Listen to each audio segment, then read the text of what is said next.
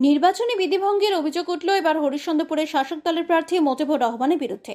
দৌলতনগর গ্রাম পঞ্চায়েতের সরকারি ভবনে ওই গ্রাম পঞ্চায়েতের সদস্যদের নিয়ে তিনি নির্বাচনী বৈঠক করছেন এবং সেই ভিডিও তিনি তার সোশ্যাল মিডিয়াতেও পোস্ট করেছেন। আর তারপরেই তার বিরুদ্ধে সরব হয়েছে এলাকার বিরোধী দলগুলির অভিযোগ মতিবুর নির্বাচনী বিধি ভঙ্গ করেছে। আচরণ বিধির মধ্যে তিনি কেমন করে সরকারি কার্যালয়ে বসে নির্বাচনী বৈঠক করছেন দলের কর্মকর্তাদের নিয়ে, এই নিয়ে তারা নির্বাচন কমিশনের কাছে অভিযোগ দায়ের করবেন মতিবুরের বিরুদ্ধে বলে জানিয়েছেন এলাকার বিরোধীরা। যদিও তৃণমূলের জেলা সাধারণ সম্পাদক শেখ ইউসুফ বলেন ওটা কোনো নির্বাচনী প্রচার ছিল না, ওটা জনসংযোগ ছিল। ভিত্তিহীন অভিযোগ তোলা হচ্ছে আমাদের প্রার্থীর বিরুদ্ধে।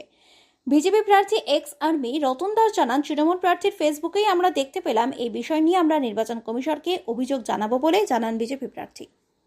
এটা তো বেআইনিভাবে করছে, কারণ ইলেকশন কমিশন ঘোষণা হওয়ার পরে সরকারি কোনো স্থানে করা যায় না।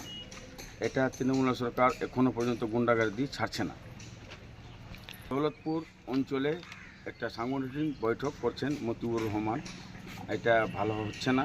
তা আমরা অভিযোগ করব ইলেকশন কমিশনের কাছে, যেটা এটা নিয়ে সত্যকে সৎ বিদায়তে ওর বিরুদ্ধে অ্যাকশন নেওয়া যায়।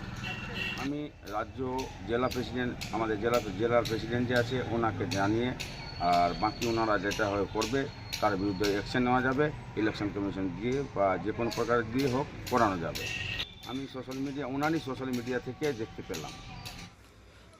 না, আপনাদের অভিযোগ বা বিজেপি অভিযোগ করবেই, কোনো মিটিং করে নিয়ে আজকে আমাদের তৃণমূলের প্রার্থী জনসংযোগে বেরিয়েছিল। জনসংযোগ বেরিয়ে সময় আজকে দৌলতনগর পঞ্চায়েতের পাশ দিয়ে যাচ্ছিল, তো পঞ্চায়েতের প্রধান বিভিন্ন ব্যক্তিদের কাজ নিয়ে জনগণের কাজ নিয়ে ব্যস্ত ছিল। তো যাবার সময় প্রধানের সঙ্গে সৌজন্য সাক্ষাৎ করেছে। কোনো ওইখানে মিটিংয়ের গল্প না, ওইখানে সৌজন্য সাক্ষাতের দুটো গল্প হয়েছে, কোনো হয়নি। এগুলো কোনো গল্প নয়। বিজেপি তো কাজ হলো যেখানে কিছু বলার নাই, কোনো গল্প তুলে নেওয়ার গল্প, এগুলো কোনো ব্যাপার নাই। ওটা দিয়ে যাওয়ার সময় সৌজন্য সাক্ষাৎ, কোনো মিটিং হয়নি। ব্যাপার হচ্ছে বিজেপির তো আর কোনো কাজ নাই। বিজেপি দেখতে পাচ্ছে যে মানুষ তৃণমূলের কাছে, চারিদিক থেকে তৃণমূল কাছে। আজকে প্রধান দেখেন, এত বড় একটা সংযোগ হচ্ছে, প্রধান কিন্তু নিজের কাজেই ব্যস্ত আছে।